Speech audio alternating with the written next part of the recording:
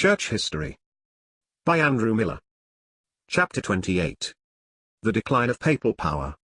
From the time of Innocent III, down to the age of the Reformation, the Lord was preparing the way for that great event by weakening the power of the popes over human governments, and over the minds of men generally. The decline was slow, at least for about 100 years, for the whole power of Satan was put forth to support the mystery of iniquity, but it pleased God to weaken her power by raising up men of ability and integrity to expose her many evils. These witnesses we propose to examine in our next chapter. In the meantime, we may add that the whole mind of Europe had become so familiarized with the assertion of the papal claims, that they were accepted as an essential part of Christianity. The ruling idea of this great theocratic scheme was the absolute supremacy of the spiritual over the temporal power, as of the soul over the body, as of eternity over time, as of Christ over Caesar, as of God over man, that all earthly power is subordinate to the spiritual power in every respect, either mediately or immediately touching on or affecting religion or its chief. This principle, first asserted in all its fullness by Hildebrand, acquired its firmest establishment and greatest expansion in the able hands of Innocent. He stood on the summit of pontifical power and glory. What had been the daydream of many of his predecessors was fully realized during his pontificate, but from this pinnacle, the crown priest begins to descend. Details of the long and ruinous wars between the papacy and the empire which immediately followed, especially between Gregory IX, Innocent IV, and Frederick II, would be unsuited to our pages and unnecessary for the purpose of our history. We will, therefore, content ourselves with a rapid sketch of the leading pontiffs during this period of papal decline. In the year 1216, Honorius III succeeded Innocent. The whole attention of the new pontiff was devoted to the promotion of the Holy War. The Crusades had become so established an article in the papal creed, and so necessary to the maintenance of the papal power, that no cardinal who was not in heart and soul a crusader would have been raised to the chair of St. Peter. This was the highest qualification of the chief priest of the Christian religion. Hence the first act of Honorius after his installation was to send a circular letter to all Christendom, urging Christians in the most exciting terms to contribute either in money or in person to the new campaign. Frederick II, the emperor-elect, in his youthful ardor had made a solemn vow to Innocent to engage without loss of time in a new crusade, not against the now crushed Albigenses, whose ashes were still smouldering, but for the destruction of the Mahometans, and the liberation of the Holy Sepulchre from infidel desecration. And no one in those times who had taken the vow was allowed to excuse himself. If unable to undertake the expedition in person, he must find substitutes or money. Letters were instantly dispatched to Frederick, reminding him of his late crusading vow, and pressing his immediate departure for the Holy Land. But Frederick was yet a youth, his rival Otto was still alive, his realm in the most unsettled state, so that he could not possibly leave for some time. Neither menace nor persuasion could move Frederick, though in him the papal hopes were chiefly centered. The conquest and loss of Damietta. The call was now fiercely sounded and the hymn of battle sung by the emissaries of the Pope throughout France, Germany, Italy, Spain, Hungary, and the whole of the West. The kings, princes, and nobles, were besieged and harassed to collect without delay, ships, men, money, arms, and all needed supplies. But the Pope found to his mortification that the enthusiasm of former ages had passed away, that Honorius had no longer the magic power of Urban. Neither papal legates nor preaching friars could kindle in the hearts of the people a zeal for the holy war. Only one king obeyed the summons, Andrew of Hungary. Princes and prelates, dukes, archbishops and bishops, joined the Hungarian king. A large force was collected. The first object of attack was Damietta, which, after a siege of 16 months, fell into the hands of the Crusaders. But the destruction of human life for this papal folly was fearful. The inhabitants had been so much reduced by famine, pestilence, and the sword, that out of 80,000 only 3,000 are said to have remained alive. The air was tainted by the smell of corpses, yet even in the midst of these horrors the captors could not restrain their cruelty and rapacity. See note. Note. J. C. Robertson, Volume 3, page 383, end of note. The report of this splendid victory was received by the Pope with exultation. His hopes of ultimate success were stimulated to the highest pitch. But these hopes were soon to be disappointed. It was besieged the following year by an overwhelming force of infidels under the active and able leadership of Malik al-Kamul, Sultan of Egypt and Syria. Damietta was surrendered. The deep mortification of the Pope vented itself on the emperor. The failure of the expedition, the calamities of the Christians, were ascribed to his willful procrastination. It is supposed that 35,000 Christians, and about 70,000 Mussulmans, had perished at Damietta. But defeat and disaster only stimulated the zeal of the pontiff for fresh crusades. During a reign of 11 years, Honorius had been chiefly engaged in promoting crusades against the Albigenses in the south of France and against the Saracens in Palestine. In 1227 he died, still pressing the departure of Frederick, and, we are not sorry to add, still pressing it in vain. Gregory IX. And Frederick II. Gregory IX, a near relation of Innocent III, and a staunch disciple of his school, was immediately raised to the pontifical throne with loud and unanimous acclamations. His coronation was of the most gorgeous character. He returned from St. Peter's, wearing 2 crowns, mounted on a horse richly caparisoned, and surrounded by cardinals, clothed in purple, and a numerous clergy. The streets were spread with tapestry, inlaid with gold and silver, the noblest productions of Egypt, and the most brilliant colors of India, and perfumed with various aromatic odors. See note. He had reached his 81st year when he ascended the throne of St. Peter. But at that extreme age, his mental faculties were unimpaired. He is spoken of as having the ambition, the vigor, almost the activity, of youth, in purpose and action, inflexible, in temper, warm and vehement. Note. Waddington, Volume 2, page 281, end of note. Frederick, it will be remembered, was a ward of Innocent III. The adventures, perils, and successes of the youthful king, as he struggled upward to his hereditary throne in Sicily, and to the imperial crown of Germany, are almost unparalleled in history. During the pontificate of Honorius, his character was expanding into the prime of manhood. He was 33 when that pontiff died. At this time he was in undisputed possession of the empire, with all its rights in northern Italy, king of Apulia, Sicily, and Jerusalem. Historians vie with each other in their descriptions of his character, and the enumeration of his virtues and vices. Milman, in his usual poetical style, describes him as at once the magnificent sovereign, the gallant knight, the poet, the lawgiver, the patron of arts, letters, and science, whose far-seeing wisdom seemed to anticipate some of those views of equal justice, of the advantages of commerce, of the cultivation of the arts of peace, and the toleration of adverse religions, which even in a more dutiful son of the Church would doubtless have seemed godless indifference. Others describe him as at once selfish and generous, placable and cruel, courageous and faithless, and not forbidding himself the most licentious indulgences.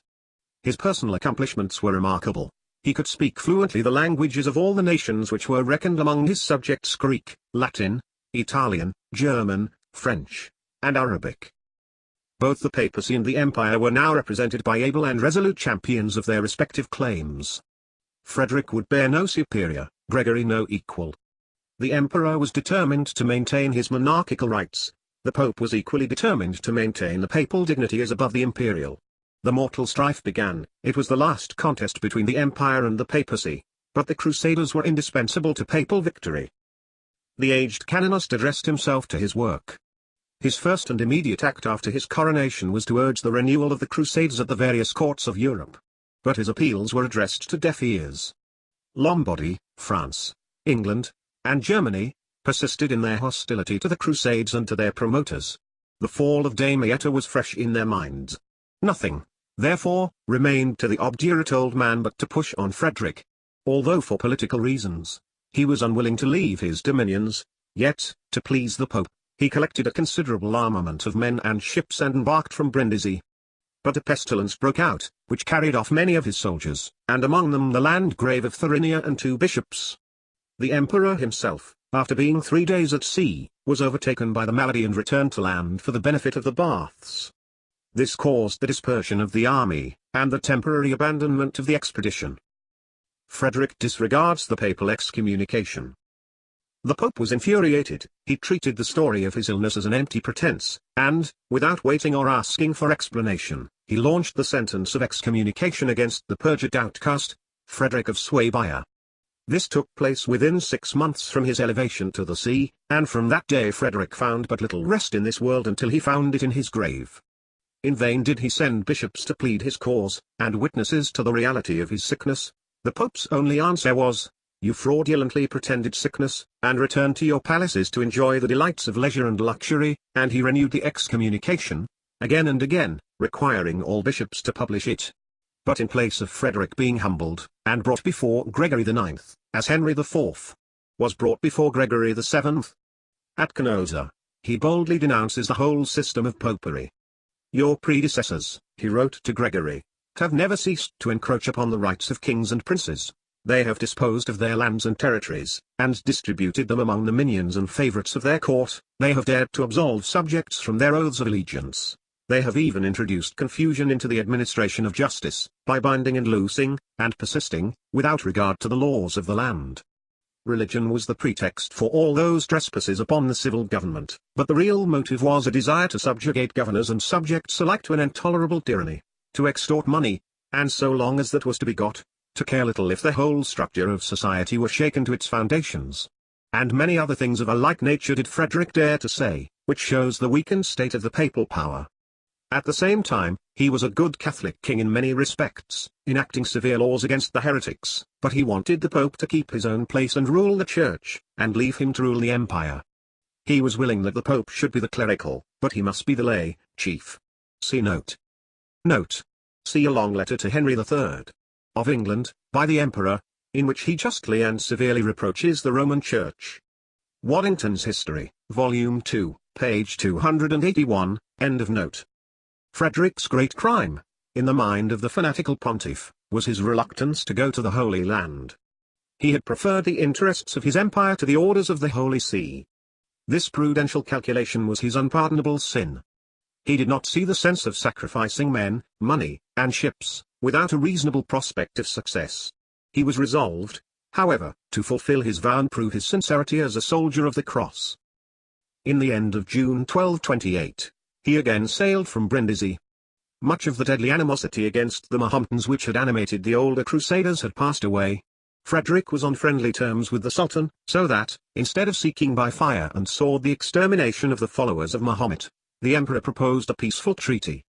This was agreed to by the generous Camule, and a treaty was concluded on the 18th of February, 1229, by which Jerusalem was to be made over to the Christians, with the exception of the Temple, which, although open to them, was to remain under the care of the Muslim.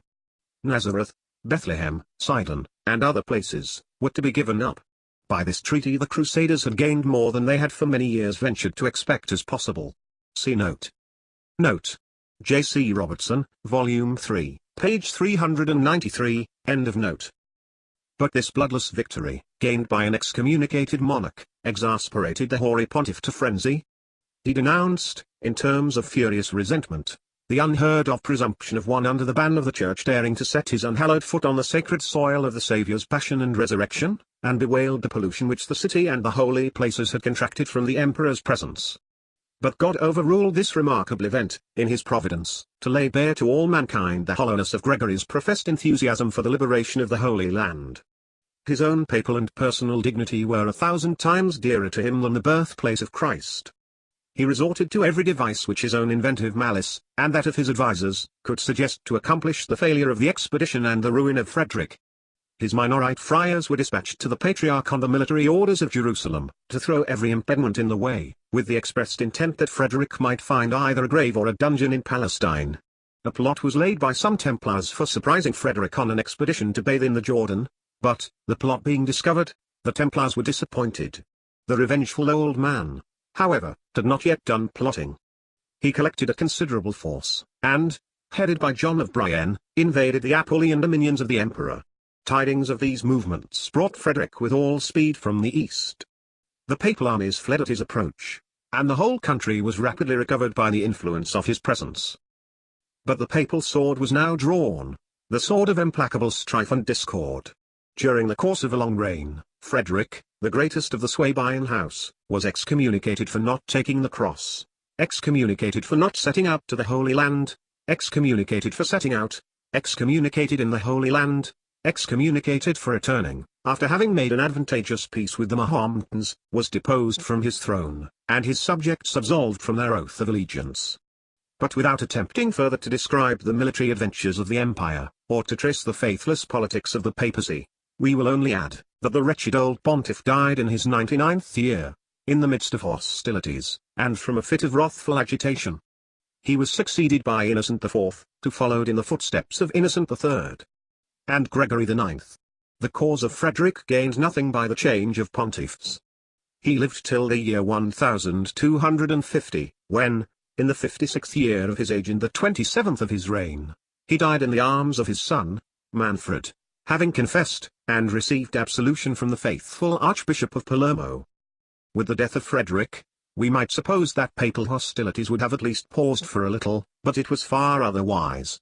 The hatred that followed him to his grave, and far beyond it, pursued his sons until it was extinguished in the blood of the last scion of his house, on the scaffold, at Naples. The war was carried on between what was called the Guelfic and the Ghibelline armies, or the papal and the imperial factions. Pope Clement IV invited the cruel Count Charles of Anjou, the brother of Louis IX, to hasten to the help of the Guelfic army, with the promise of the crown of Sicily. He accepted, says Greenwood, the papal commission with the eagerness of an adventurer, and in the reckless spirit of a crusader.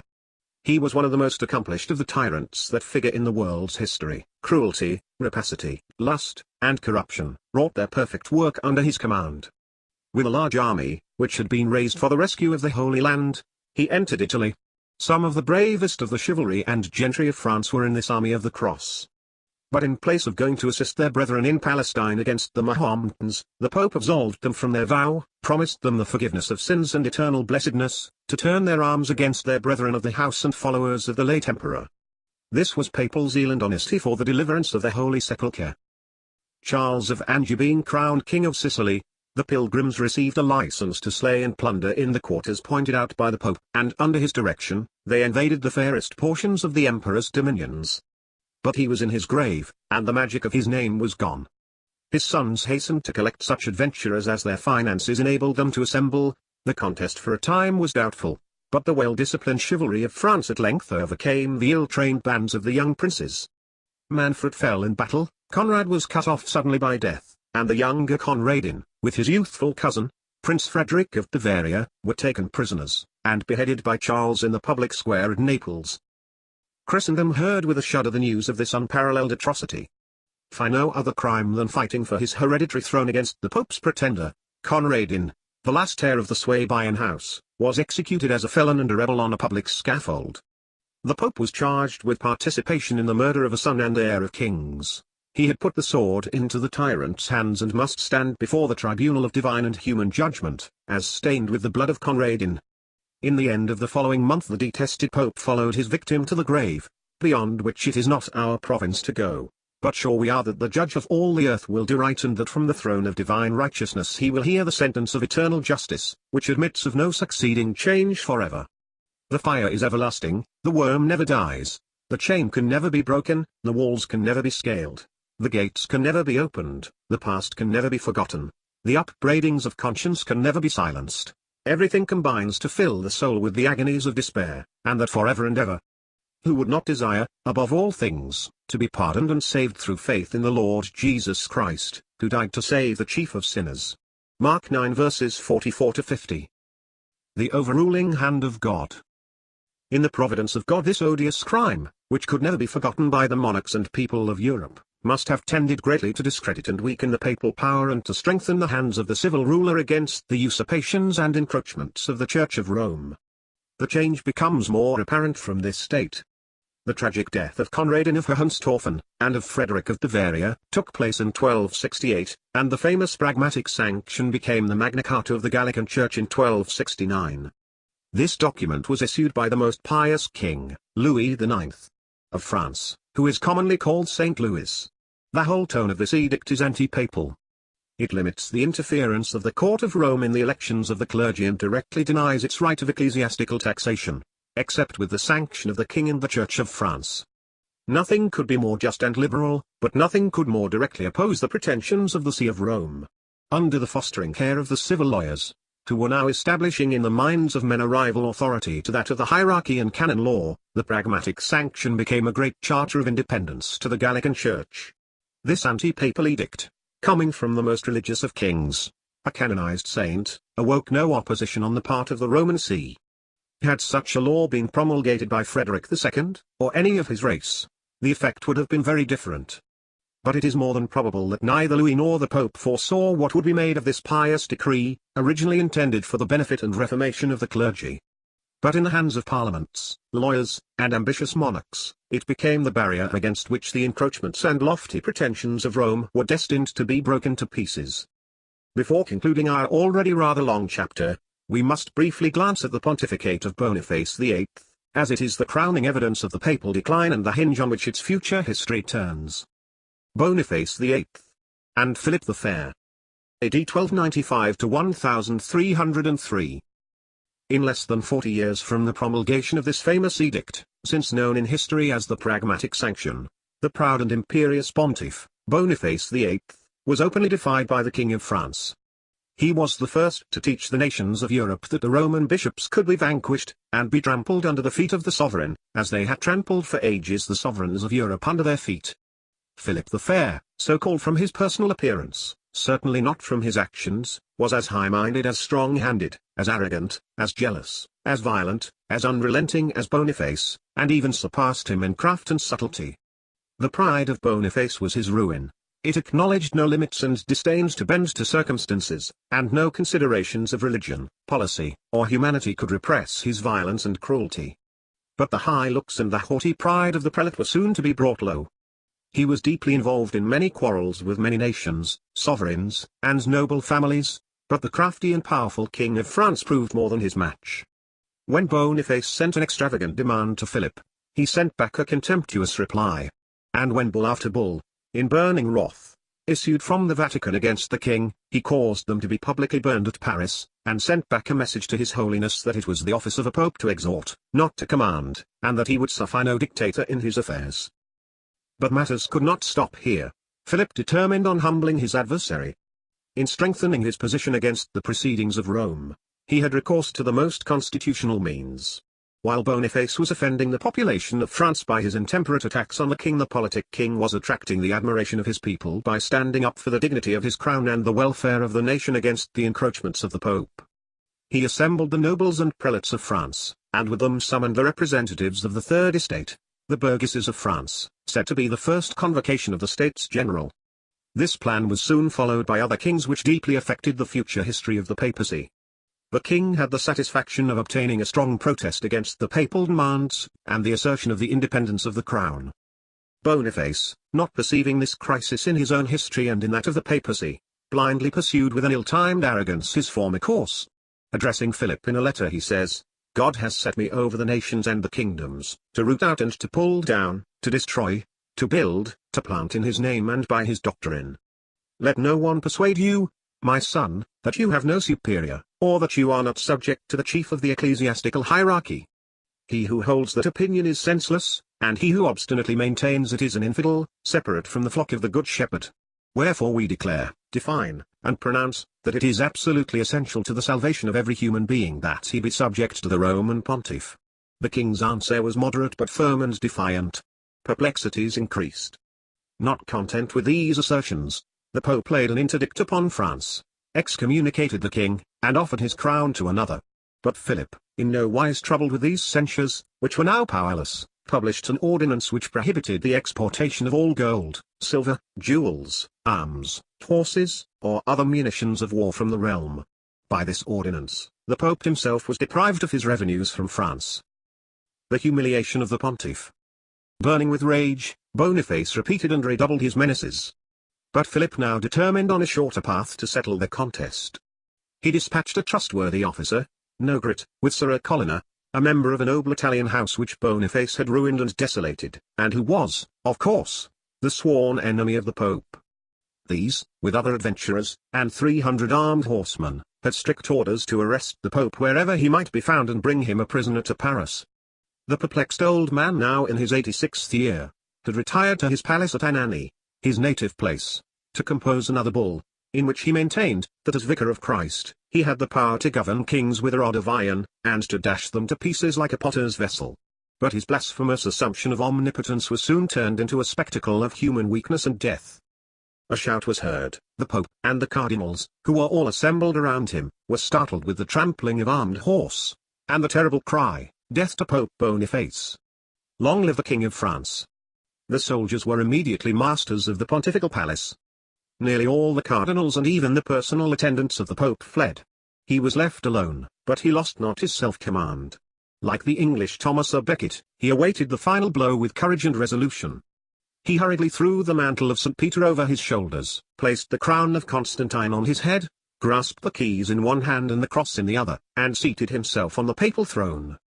His age, intrepidity, and religious majesty struck the conspirators with awe. When Nogrit and Colonna saw the venerable form and dignified composure of their enemy, they refrained from their sanguinary purpose and satisfied themselves with heaping vulgar abuse on the wretched old pontiff. The wrongs inflicted on the families and friends of these officers by the cruel Pope had extinguished every feeling towards him but revenge. But in the providence of God, they were restrained from shedding the blood of a helpless old man in his 86th year.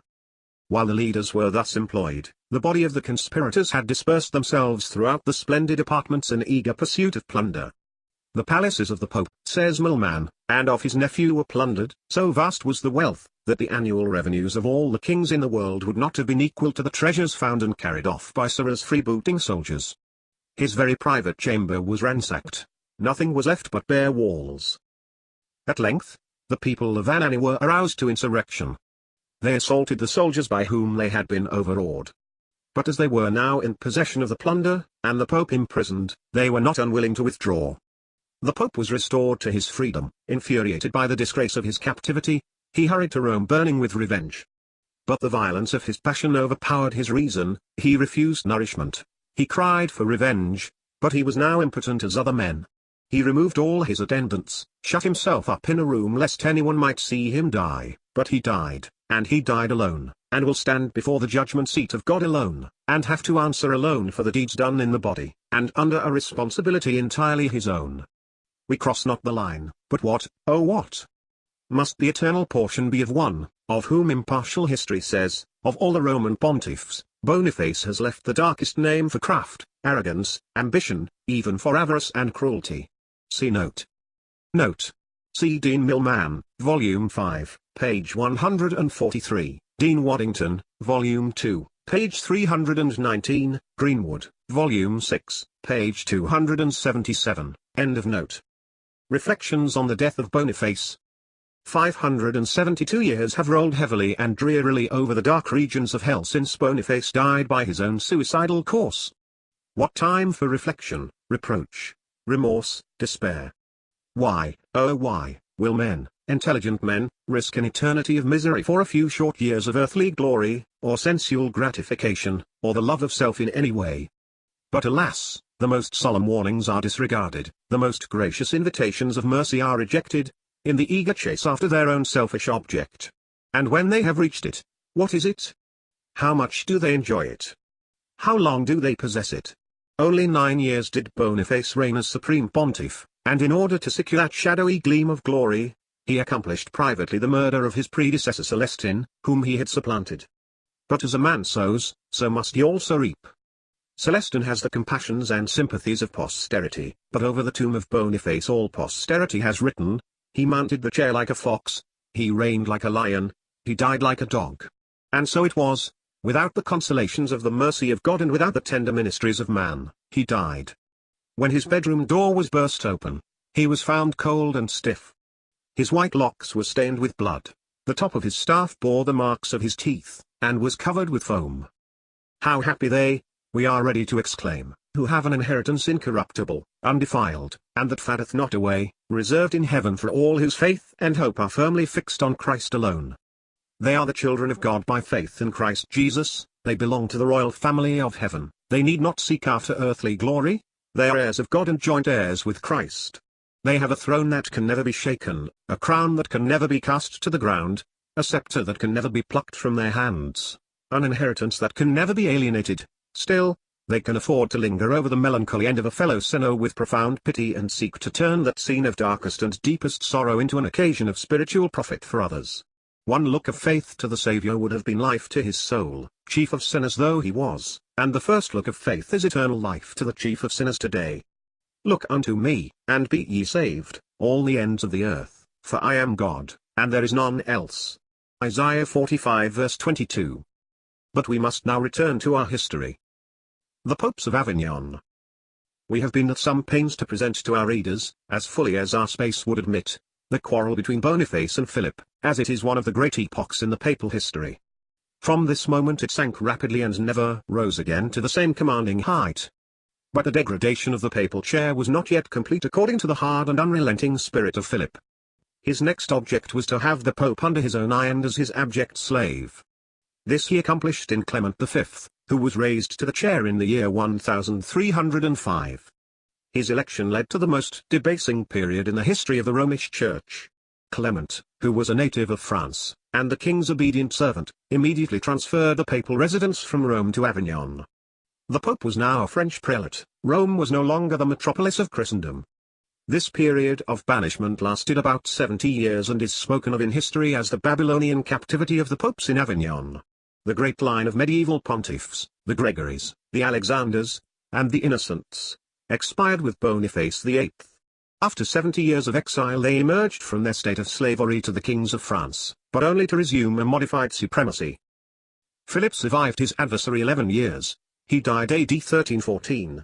History speaks of him as one of the most unprincipled, evil-hearted kings that ever reigned. But nothing so blackens his memory as his cruel assault on the order of the Templars. His avarice was excited by their wealth, and he resolved on the dissolution of the order, the destruction of the leaders, and the appropriation of their wealth. He knew that thousands of the best manors in France belonged to the institution and that the spoils of such a company would make him the richest king in Christendom. In order to lay his hand on such treasures, he first sought to discredit the knights because of their defeat at Courtrai, the Battle of the Spurs. Then he exacted the consent of his creature, Pope Clement V, and summoned a council of the realm to sanction the suppression of the order. Having now these authorities to support him, the sacred and the civil, his covetous and cruel ends were gained. Numbers of these gallant Christian knights, for such they were, though they had greatly degenerated from their original vows, were seized and thrown into prison, on a charge of having dishonored the cross, and trampled on the sign of salvation. The severest tortures were applied to crush out confessions of guilt. Numbers were condemned and burned alive, 68 were burned alive at Paris in 1310. The Grand Master, James de Molay, was also burned at Paris in 1314. Letters were sent to all other kings and princes, under the sanction of the Pope and Philip, to pursue the same course, but the European sovereigns, in general, were satisfied with the spoils, and adopted gentler methods in dissolving the order. The reader may here note for further examination what we may call a new division in the history of Europe. The papacy, feudalism, and knighthood, which had risen and flourished together since about the time of Charlemagne, fell together during the reign of Philip the Fair. But a heavy cloud was gathering over the house of the cruelest and worst of kings. The darkest shades of immorality covered with shame and disgrace his whole family. The deep dishonor of the royal house of France through the infidelity of his queen and his 3 daughters-in-law sank into his heart and hastened his end. The people now said, "It is the vengeance of heaven for the outrage on Boniface." Others said, "It is for the iniquitous persecution and extinction of the Templars." But he was now before a tribunal without the shelter of a pope or the sanction of a national assembly, and must answer to God for every deed done in the body, and for every word uttered by his lips, for even the thoughts and counsels of the heart must be brought into judgment. And neither the people nor the ermine can shelter a sinner there, nothing but the blood of Christ, sprinkled as it were on the doorposts of the heart before we leave this world, can be of any avail in the waters of death. Those who neglect to apply the blood of Christ by faith now must be engulfed forever in the cold, deep, dark waters of eternal judgment. But the blood of Jesus Christ, God's Son, cleanses us who believe from all sin. We now leave this fresh division of our history and take up the line of witnesses, and the forerunners of the Reformation.